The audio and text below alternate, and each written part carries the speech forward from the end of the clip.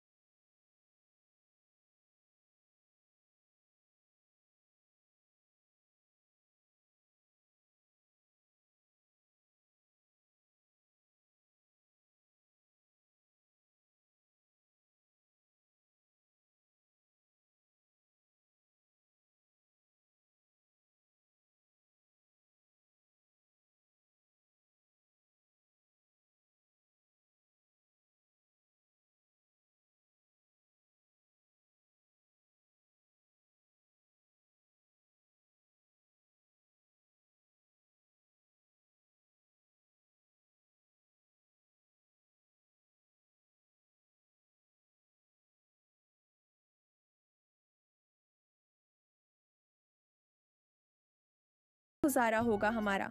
तुम चिंता मत करो भाग्यवान। मैं कल जंगल के उस पार जाऊंगा जहां शायद ही कोई और जाता होगा। शायद वहां अच्छी लकड़ियां मिल जाएं। अब जल्दी से मेरे लिए खाना ले आओ, बहुत भूख लगी है, सुबह से कुछ नहीं खाया। कहाँ से लाऊं खाना? कुछ कमा कर लाते तो शायद कुछ बना भी देती। मैं भी तुम्हारी वजह से सुबह से भूखी बैठी हूँ। सुनो जी, मैं अभी कह देती हूँ, या तो कोई दूसरा काम शुरू करो, वरना मैं तुम्हें छोड़कर अपने मायके चली जाऊंगी। अरे भाग्यवान, मैंने अभी तो कहा ना, कल मैं जंगल के उस पार जाऊंगा। मुझे पूरा विश्वास है कि वहां मुझे ढेर सारी अच्छी लकड़ियां मिलेगी। तुम गुस्सा मत करो। सुनो जी, हमारी शादी को 2 महीने हो गए हैं। मैं 2 महीने से यही सुनती आ रही हूँ, लेकिन तुम हर रोज खाली हाथ घर आते हो। अब बहुत हो गया लकड़ी काटने का काम।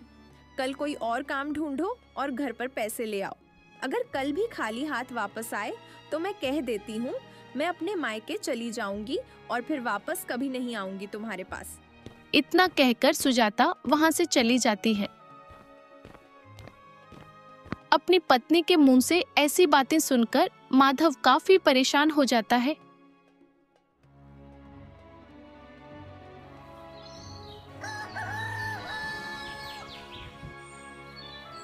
अगले दिन सुबह माधव अपनी कुल्हाड़ी कंधे पर लिए घर से निकल जाता है।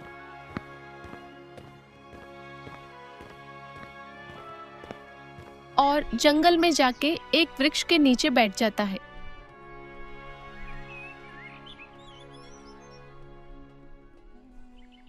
हे भगवान, ये मेरी कैसी परीक्षा ले रहे हो? अगर कल पैसे नहीं लाया तो सुजाता घर छोड़कर चली जाएगी, लेकिन कुछ काम करने के लिए मेरे पास पैसे भी तो नहीं है। बिना पैसों के क्या काम करूं? हे भगवान, कुछ तो रास्ता दिखाओ। माधव दुखी मन से भगवान को याद कर ही रहा था कि तभी उसकी नजर एक तालाब के किनारे बैठे आदमी पर पड़ी, जो मंत्रमुग्ध होकर बैठा था और ऊपर की ओर देखकर कुछ न कुछ बड़बड़ा रहा था। माधव यह देख के उसके पास गया और उससे पूछने लगा, अरे भाई, कौन हो तुम और इस घने जंगल में तालाब के किनारे क्या कर रहे हो? भाई, मेरा नाम पंडित राम है और मैं यहाँ बैठकर भगवान से कुछ मांग रहा हूँ, जो ऊपर बैठा है। मुझे भी बताओ, तुम भगवान से ऐसा क्या मांग रहे हो? शायद मैं तुम्हारी कुछ मदद कर पाऊं। भाई, मैं भगवान से अक्ल और बुद्धि मांग रहा हूँ। पंडित राम की बात सुनकर माधव चौंक पड़ा और बोला, भाई, अक्ल क्यों मांग रहे हो? मैं कुछ समझा नहीं, थोड़ा समझाओगे? अरे भाई, मेरी पत्नी मुझसे कह रही थी कि तुम्हारे अंदर अक्ल नहीं है, तो मैंने उससे पूछा कि यह अक्ल कहां से मिलेगी। तब उसने कहा, मुझसे क्या पूछते हो, भगवान से जाकर मांगो। मैंने उनसे पूछा, भगवान कहां मिलेंगे? तब उसने मुझे बताया, भगवान ऊपर रहते हैं, इसीलिए मैं ऊपर बैठे भगवान से अक्ल मांग रहा हूं। पंडित राम की बात सुनकर माधव समझ गया कि यह एक मूर्ख आदमी है। ठीक है भाई, मांगो। जब अक्ल मिल जाए तब भगवान का धन्यवाद जरूर कर देना। इतना बोलकर माधव वहां से चला जाता है। हे भगवान, अगर आप सुन रहे हो तो मुझे भी कोई रास्ता दिखाओ। मैं ऐसा कौन सा काम शुरू करूं जिसमें मेरा एक पैसा भी ना लगे। माधव मन ही मन सोच ही रहा था कि तभी एकदम से उस मूर्ख आदमी का विचार करते करते माधव को एक अजीब सी तरकीब सूझी। वह तुरंत गांव के बाजार में गया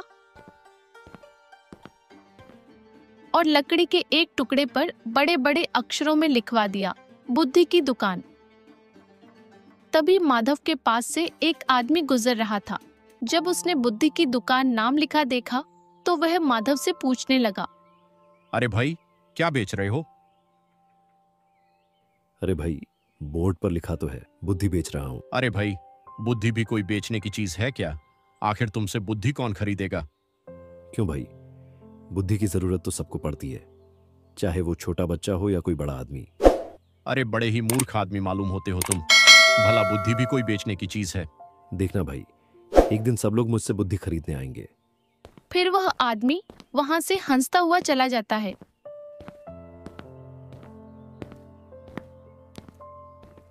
माधव अपने काम का पक्का था। उस आदमी के इस मजाक का उस पर बिल्कुल भी असर नहीं हुआ और वह जोर जोर से आवाजें लगाता रहा। बुद्धि ले लो बुद्धि, यहाँ बहुत ही सस्ते दाम में बुद्धि मिलती है। अपनी कोई भी समस्या का निवारक मुझसे बुद्धि खरीद के पाओ। आओ आओ, बुद्धि ले लो।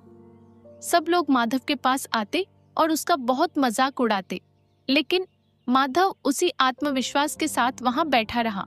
उस दिन माधव की बिल्कुल भी कमाई नहीं हुई। वह घर चला गया, लेकिन आज वह निराश नहीं था, क्योंकि उसे विश्वास था कि एक ना एक दिन उसकी दुकान जरूर चलेगी और अच्छी कमाई होगी।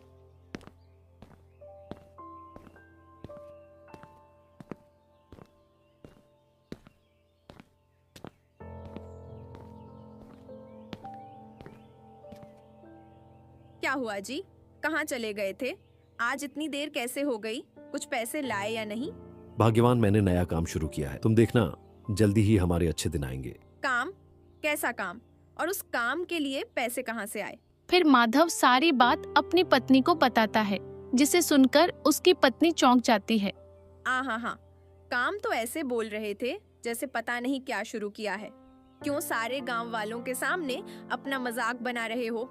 भाग्यवान, कुछ दिन और इंतजार करो। तुम देखना, मुझे पूरा विश्वास है इस धंधे में खूब पैसा आएगा। अगर ऐसा नहीं हुआ तो उसके बाद जो तुम कहोगी वही होगा। सुजाता माधव की बात मान जाती है। माधव को विश्वास था कि एक दिन सब ठीक हो जाएगा।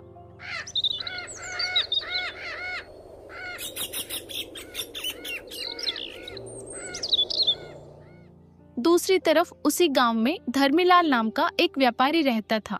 उसके पास बहुत सा धन और जायदाद थी, लेकिन वह बहुत ही कंजूस भी था। उसके लड़के का नाम मोहन था। मोहन एक 12 साल का लड़का था जो दिमाग से बहुत ही सीधा था। उसकी पढ़ाई में बिल्कुल भी मन नहीं लगता था। उसका ध्यान हर समय खेल कूद में रहता था। एक दिन वह खेल कूद कर शाम को घर आता है तो उसके पिता दरवाजे के बाहर खड़े हुए थे। अरे सुनती हो, ये देखो तुम्हारा लाडला आया है, इसकी आरती उतार दो। क्या जी, आप भी हर वक्त बेचारे को डांटते रहते हो? क्या हो गया? अगर दोस्तों के साथ थोड़ा सा वक्त खेल आता है तो? तुम्हारे इसी लाड प्यार की वजह से इसको कभी बुद्धि नहीं आएगी। ये बस मूर्ख का मूर्ख रहेगा। बापू, पर ये बुद्धि कहाँ मिलेगी जो मेरे में नहीं है? तुम्हें तो बुद्धि की खेती करनी चाहिए, तभी तुम्हें बुद्धि मिलेगा। बड़ा आया बुद्धि कहाँ मिलेगी? पूछने वाला। अब तो मैं बुद्धि की खेती करके ही रहूंगा, फिर मेरे पास भी बहुत सारी बुद्धि होगी। बापू को भी दिखाऊंगा कि मेरे अंदर बहुत बुद्धि है।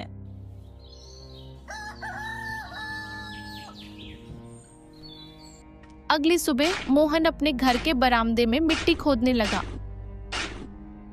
तभी वहां धर्मीलाल आ जाता है।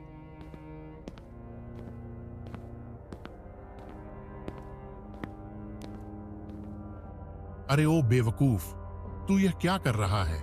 बापू, आपने ही तो कहा था मैं बुद्धि की खेती कर रहा हूँ, तभी आप मुझे बुद्धिमान समझेंगे।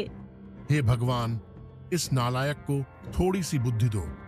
धर्मीलाल गुस्से में घर से निकल जाता है।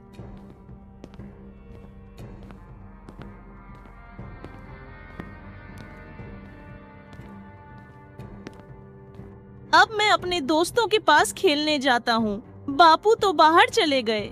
उनके आने से पहले मैं घर लौट आऊंगा और मुझे बुद्धि की खेती के लिए बीज भी तो लेकर आने हैं। इतना कहकर मोहन गांव की ओर चला जाता है।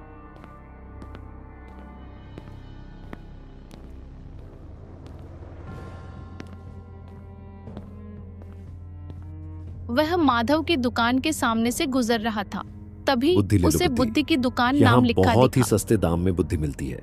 अपनी कोई भी समस्या का निवारक मुझसे बुद्धि खरीद के पाओ। आओ आओ, बुद्धि ले लो। उसे देखकर मोहन सोचने लगा, क्यों ना मैं भी बुद्धि भाव पूछ लूं। अगर कुछ सस्ती मिलेगी तो मैं अपने लिए ढेर सारी बुद्धि खरीद लूंगा। चाचा, ये बुद्धि कैसे दी? मैं बुद्धि तोल कर नहीं देता। हाँ, तुम जितने का कहोगे उतनी बुद्धि दे दूंगा। मैं कितने की बुद्धि खरीदूं? कहीं मैं महंगी ना खरीद लूं और फिर मेरे बापू मुझे खूब डांटेंगे। क्यों ना पहले सिर्फ एक आने की ही खरीदी जाए। अगर बापू ने इसे सस्ता कहा तो मैं और लेकर जाऊंगा। लो चाचा, फिलहाल तो मुझे एक आने की बुद्धि दे दो। अगर आवश्यकता पड़ी तो मैं फिर से ले जाऊंगा।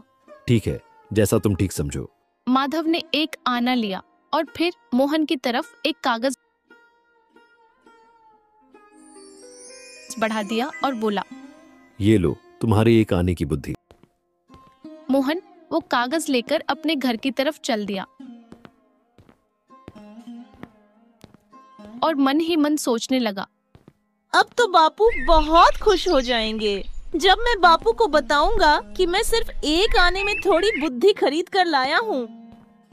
वह घर पहुंचकर तुरंत अपने बापू के पास जाकर बोला, बापू ये देखो, मैं एक आने में बुद्धि खरीद कर लाया हूँ। अब तो मुझ में भी थोड़ी बुद्धि आ जाएगी। यह सुनकर धर्मीलाल चौंक गया और बोला, ज्ञान खरीद कर लाया है? ला तो जरा दिखा मुझे, मैं भी तो देखूं आखिर तू कौन सा ज्ञान खरीद कर लाया है। धर्मीलाल ने वह कागज देखा तो उस पर कुछ शब्द लिखे हुए थे जो कुछ इस तरह से थे, जब दो व्यक्ति कहीं पर लड़ाई कर रहे हों तो उन्हें खड़ा होकर देखना बुद्धिमानी नहीं है। यह पढ़कर धर्मीलाल गुस्से में आ गया और मोहन से कहने लगा, अरे मूर्ख निकम्मे, तूने एक आना खड़े में डाल दिया। भला यह कौन नहीं जानता कि दो व्यक्तियों की लड़ाई को खड़े होकर देखना ठीक बात नहीं है। अपने मूर्ख बेटे को डांटने के बाद धर्मीलाल दौड़ता हुआ माधव की दुकान पर आ गया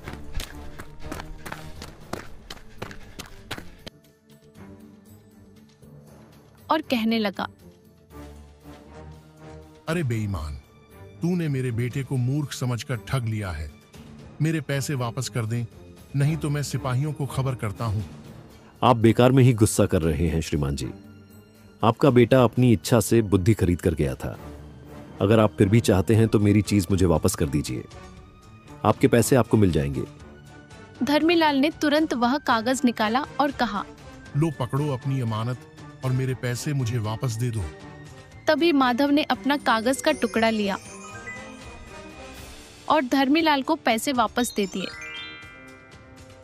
पास खड़ा एक दुकानदार यह सब देख रहा था। यह सब देखकर वह मन ही मन सोचने लगा, क्यों ना एक बार इस माधव को आजमाया जाए। मैं भी तो देखूं आखिर ये कैसी बुद्धि बेच रहा है। इतना बुद्धि ले लो, कहकर बुद्धि। वह दुकानदार यहाँ माधव के बहुत पास ही गया सस्ते दाम में बुद्धि मिलती है। अपनी कोई भी समस्या का निवारक मुझसे बुद्धि खरीद के पाओ। आओ आओ, बुद्धि ले लो। और बोला, भाई मुझे 1 रुपये की बुद्धि दे दो। माधव ने एक कागज का टुकड़ा उस दुकानदार को दे दिया।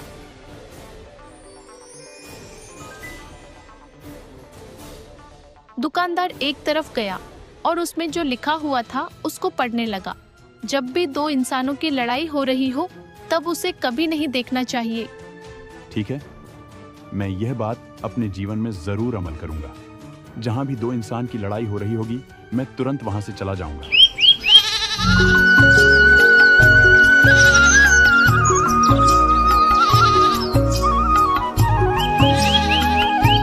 उसी राज्य के एक राजा थे।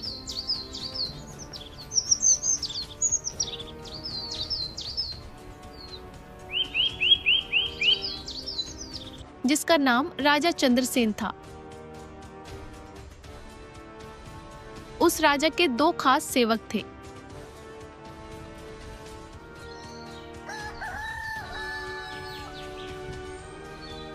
एक दिन दोनों सेवक फल और सब्जी खरीदने के लिए बाजार में गए हुए थे।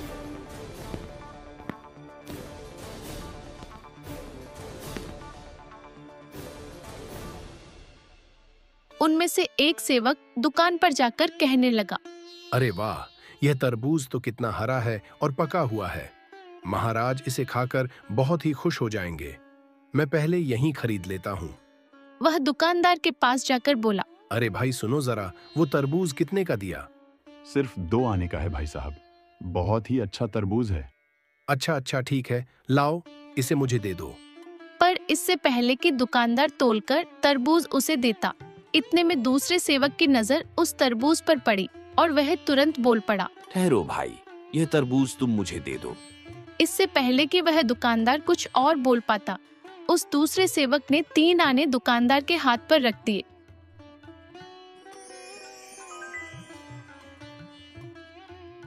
तो वह पहला सेवक कहने लगा, नहीं भाई, मैं पहले आया हूँ।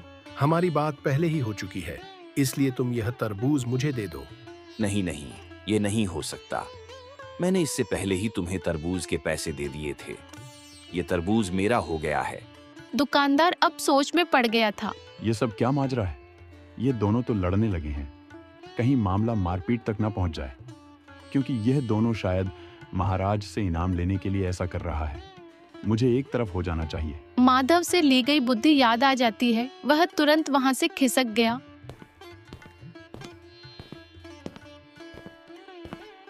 यहाँ पर दोनों सेवकों की लड़ाई हो रही थी।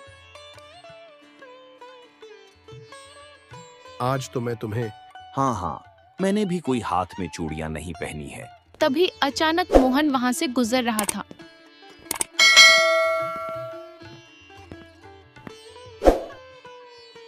जब उसने दोनों सेवकों को लड़ते हुए देखा तो सोचा, इन दोनों की आपस में लड़ाई क्यों हो रही है?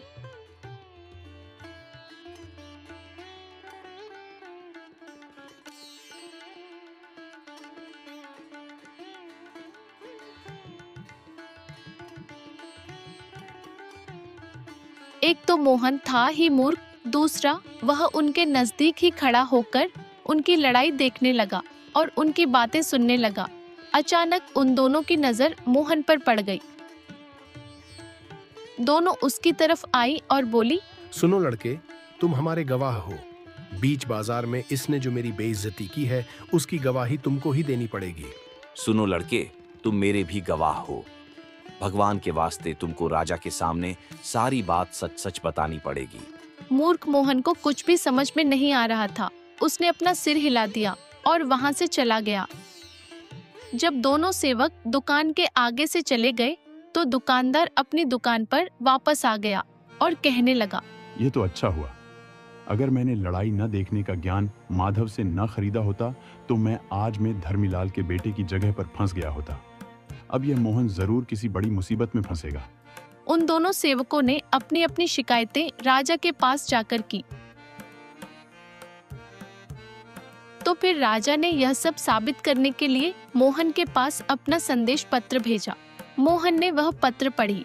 एक पत्र पहले सेवक की तरफ से लिखा गया था। उसमें लिखा था, अगर तुमने मेरी पक्ष में गवाही ना दी तो तुम्हारे लिए अच्छा नहीं होगा, समझा। दूसरा पत्र दूसरे सेवक की तरफ से लिखा गया था, तुम्हें मेरे पक्ष में ही गवाही देनी होगी, नहीं तो तुम कुत्ते की मौत मारे जाओगे। यह दोनों पत्र पढ़कर मोहन और धर्मीलाल चौंक गए। फिर मोहन ने सारी बात अपने बापू को बताई, जिसे सुनकर धर्मीलाल पूरी तरह से चौंक गया। अब तो तुम बुरी तरह से फंस गए हो। केवल एक ही इंसान हमें इस मुसीबत से निकाल सकता है और उसी से जाकर हमें सलाह लेनी चाहिए, क्योंकि उसने जो बुद्धि की बात लिखकर तुम्हें दी थी वही गलती तुमने कर दी। बस फिर क्या था, दोनों बाप बेटे माधव के पास आ पहुँचे। धर्मीलाल ने सारा हाल माधव को सुनाया। जिसे सुनकर माधव ने कहा, मैं सलाह तो दे दूंगा, लेकिन अब 10 रुपए लगेंगे। 10 रुपए का सुनकर धर्मीलाल चौंक गया, लेकिन फिर अपने बेटे की तरफ से देखते हुए कहा, मुझे मंजूर है।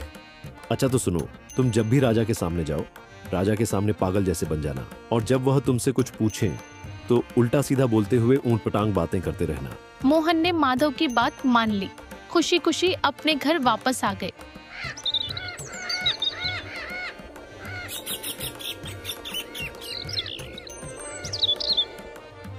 दूसरे दिन मोहन को दरबार में बुलाया गया। राजा चंद्रसेन ने मोहन की तरफ देखते हुए कहा, हाँ तो लड़के, क्या तुम बता सकते हो कि उन दोनों सेवकों के बीच में किस बात को लेकर झगड़ा हुआ था और उनमें से कौन दोषी था? तभी मोहन को माधव की कही बात याद आ गई।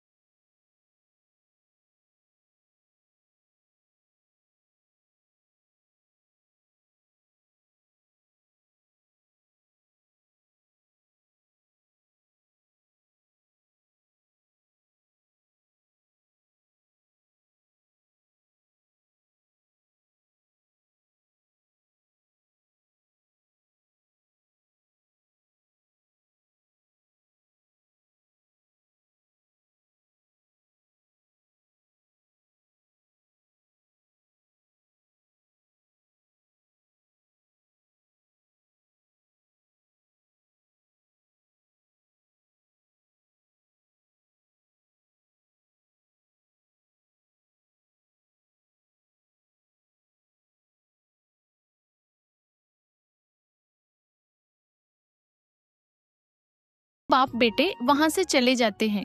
अब धीरे धीरे माधव का बुद्धि का व्यापार अच्छा चलने लगा था। अब माधव की दुकान पर काफी लोग आने लगे थे और उसके बुद्धि की दुकान काफी मशहूर हो चुकी थी।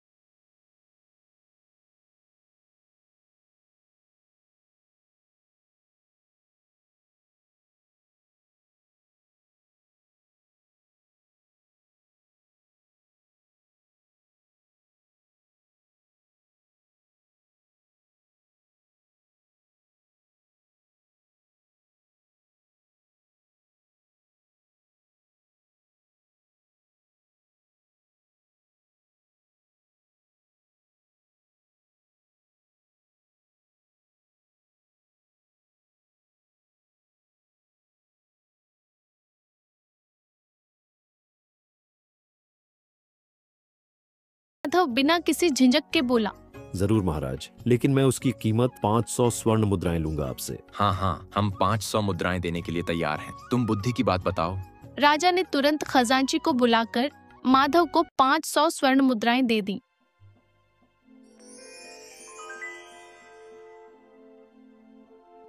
स्वर्ण मुद्राओं की थैली लेने के बाद माधव ने एक कागज पर कुछ लिखा और वह कागज राजा की तरफ बढ़ा दिया। उस पर लिखा था कि बिना सोचे समझे और बिना अच्छी तरह विचार किए कोई भी काम नहीं करना चाहिए, किसी की भी बात नहीं माननी चाहिए। बहुत खूब, मैं तुम्हारी दी गई सलाह से बहुत खुश हूँ। अगर आवश्यकता पड़ी तो मैं तुमसे और भी बुद्धि खरीदूंगा। अब तुम जा सकते हो। धन्यवाद महाराज। इतना कहकर माधव वहाँ से चला गया और अपनी दुकान पर वापस आ गया। उसके बाद राजा ने माधव को बुलावा भेजा। फिर माधव महल आ गया। माधव को देख राजा बहुत ही खुश हो गए और कहने लगे, मेरे पास महामंत्री का पद खाली है और मैं चाहता हूँ कि आज से तुम यह पद संभाल लो। माधव यह बात सुनकर बहुत खुश हो गया और कहने लगा, महाराज, मैं इतने बड़े पद के लायक तो नहीं हूँ, फिर भी मैं आपको भरोसा दिलाता हूँ कि मैं आपके सम्मान और विश्वास को कभी ठेस नहीं पहुंचने दूंगा। यह सुनकर महाराज बहुत ही खुश हुए। उन्होंने माधव को मंत्री घोषित कर दिया।